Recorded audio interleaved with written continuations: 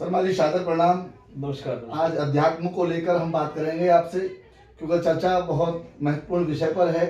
जी। विषय ये है, क्या भूत प्रेत होते हैं? सीधे छोड़ते ही आपने भूत प्रेत चिपटा दिए मुझे। अब मैं क्या कर सकता हूँ। जी न्यूज के महान पत्रकार दीपक चौरसिया कहते हैं कि भूत प्रेत नहीं होते हैं, अंधविश्वास है।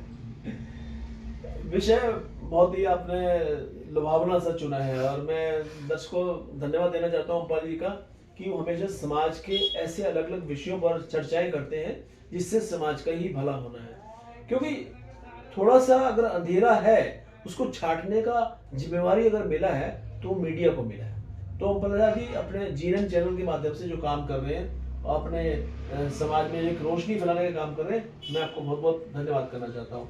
भूत प्रेत की बात अगर हम करते हैं तो समाज क्या है? समाज इस परमेश्वर की रचना है जिसमें मानव भी रहते हैं और पशु पक्षी भी रहते हैं। यहाँ पर प्राकृतिक संपदा से परिपूर्ण ये पृथ्वी जो है उसमें भी जान है।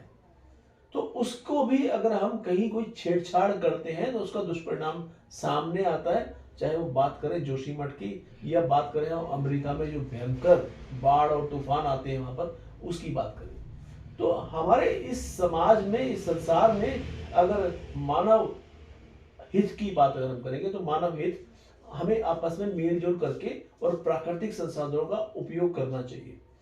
भूत प्रेत की जहां तक बात है तो ये असंभव नहीं है। भूत प्रेत होते हैं, वो क्या है? जैसे कि ग्रंथों में बताया गया कि जिनकी आत्माएं भटकती रहती है वो भूत प्रेत की शक्ल में आती है। लेकिन हमारा साइंस, हमारा विज्ञान इस बात को नहीं मानता। वो हर बात के लिए तर्क और फैक्ट और तथ्य एक मांगता है। वो कहता है कि इसका सच क्या है। सच तो यही है ना कि जो हम लोग आपस में, हमारा जो जन्म कैसे हुआ, दो मानव का मिलन हुआ, एक मेल एक फीमेल, उससे नई एक जीव की रचना हुई और उस जीव की रचना के बाद में उसमें जीवन भरा गया। वो जीवन किसने भरा? उसकी सांस किसने बनाई? उसको इतने समय तक जीवित रहना है ये किसने निर्धारित किया? क्या वो शक्ति है? अगर उस शक्ति पर आप विश्वास करते हैं तो आपको उस शक्ति का जो नेगेटिव रूप है, जिसको शक्ति को चैलेंज कर रहा है, उसको हम स्वीकार करने में कोई हमें ऐतराज नहीं होना चाहिए। तो ये भूत प्रेत वाली जो बातें होती है वो वही चीजें हैं जो उस परम शक्ति को चैलेंज करने के लिए हमारे बीच में विद्यमान है। अभी मैं आपको बता दूं कि भारत की राजधानी दिल्ली और दिल्ली श्याम विहार में शनि धाम है जी। काफी समय से। और उसके जो महंत हैं वो हैं मनु भैया जी। जी।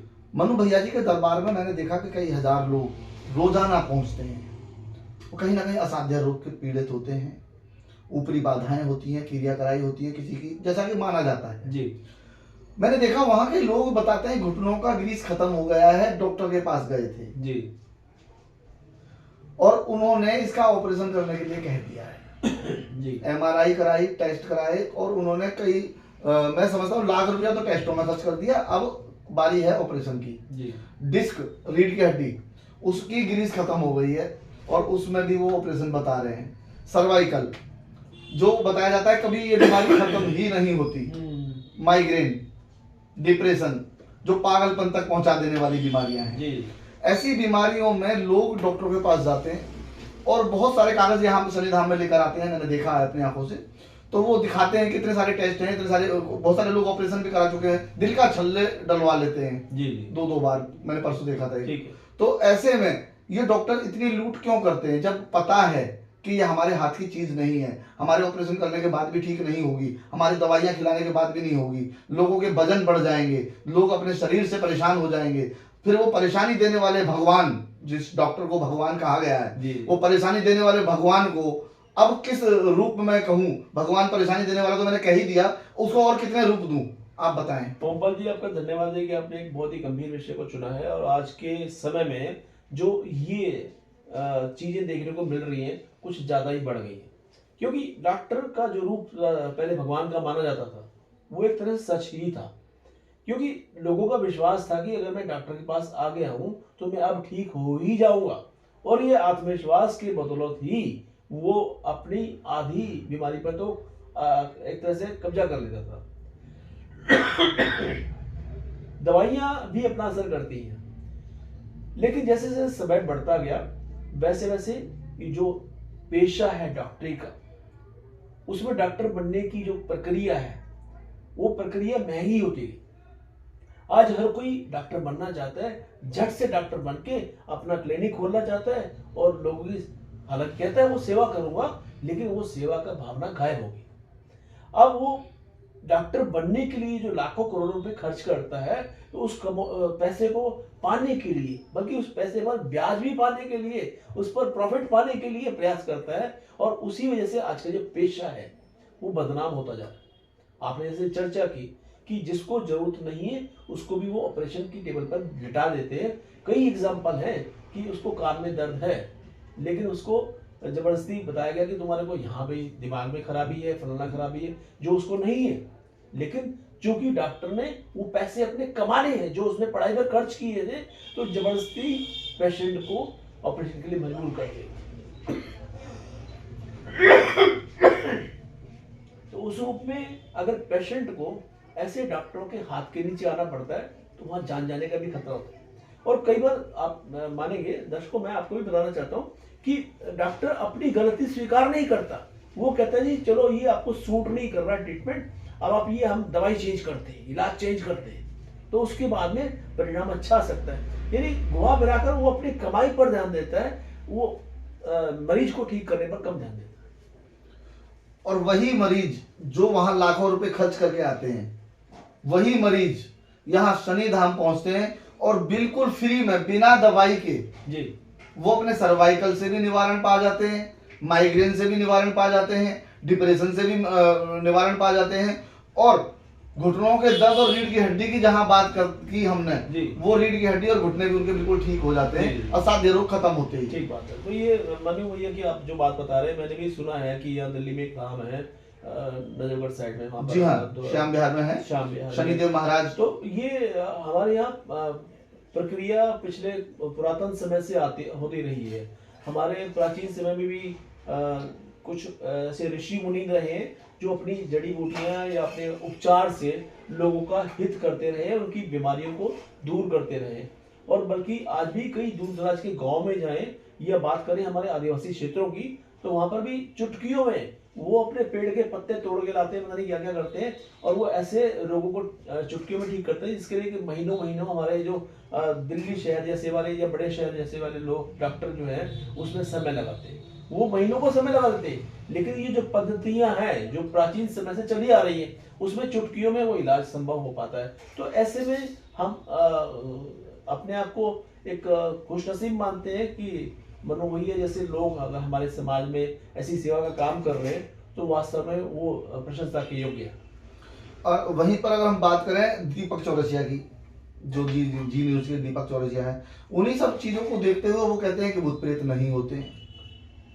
दीपक चौरसिया से पहले तो अब मैं सहमत नहीं हूँ। वो उनका जो पीछे का अगर अनुभव देखें तो एक बार बहुत बड़ा गंभीर विषय था। हमारे यहाँ पर एक बहुत बड़े सैनिक अधिकारी की अकाल मृत्यु हुई थी, तो उनका समाचार पढ़ने के लिए वो चैनल पर आए थे, तो खूब टल्ली थे, दारू पी रखी थी इन्होंने।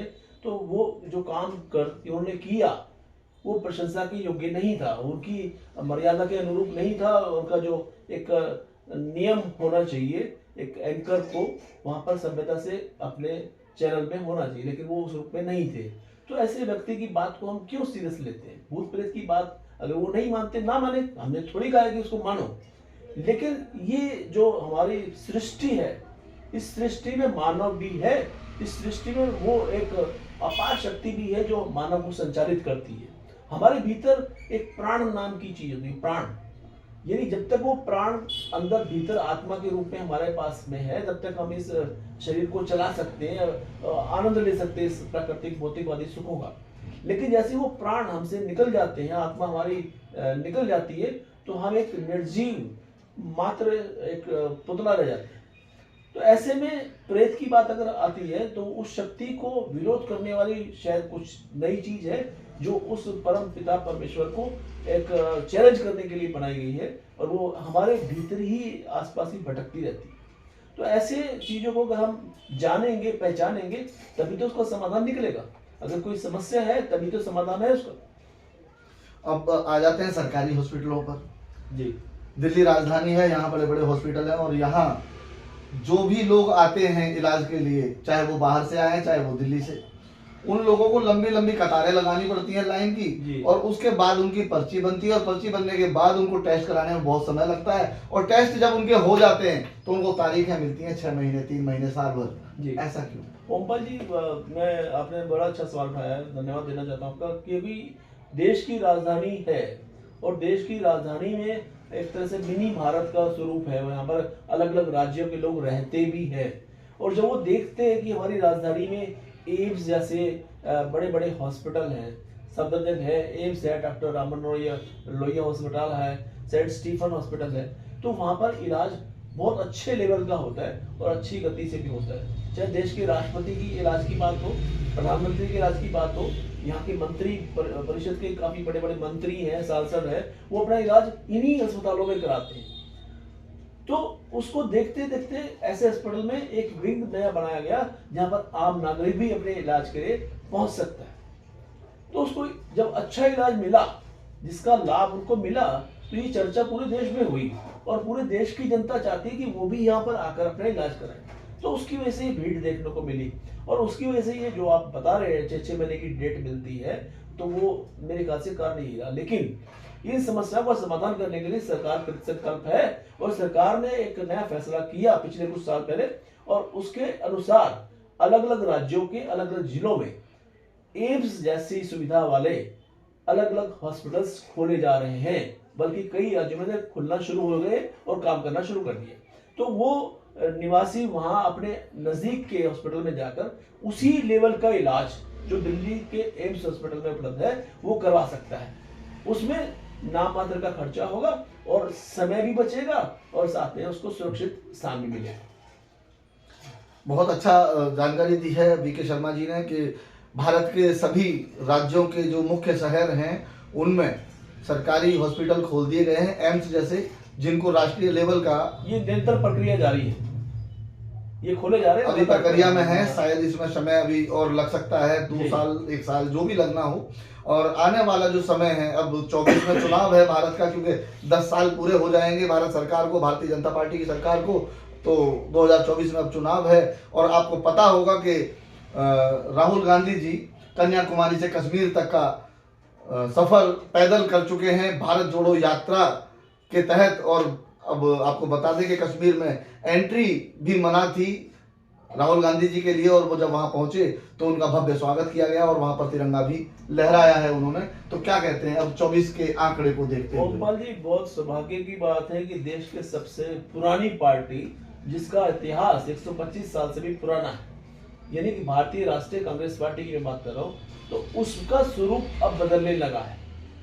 उसमें एक नई ऊर्जा का संचार होने की आवश्यकता थी, और राहुल गांधी ने उसी प्रयास को पुनर्जीवित करने के लिए ये फैसला किया कि वो पूरे देश में एक विशाल जन यात्रा निकालेंगे। ये यात्रा वास्तव में कांग्रेस पार्टी का आम जनता से, भारतीय लोगों से साक्षात्कार करने का एक आसान तरीका था, जिससे वो लोगों की विचारधारा को समझे और अपनी विचारधारा को लोगों तक पहुंचाने का प्रयास करे। तो इसमें किसी बुराई को मैं नहीं देखता।